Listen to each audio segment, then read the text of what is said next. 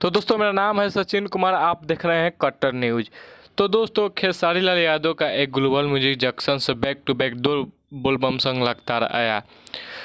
दोनों बेहतरीन सॉन्ग है, बहुत ही ग्लोबल म्यूजिक जंक्शन से जिसमें खेसारी लाल यादव का एग्रीमेंट है उसी चैनल से लगातार दो सॉन्ग आया। दोनों सॉन्ग बोलबम का, दोनों बेहतरीन सॉन्ग है, दोनों बज भी रहा है।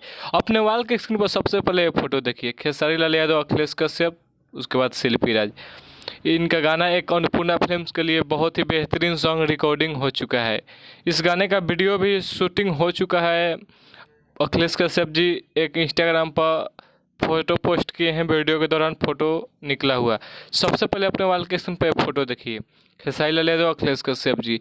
यही बहुत बेहतरीन सॉन्ग है। अन्नपूर्णा फिल्म्स पर सॉन्ग आने वाला है, आज या कल में पोस्टर इसका आ जाएगा। बस गाना आते ही आग लगा देना है।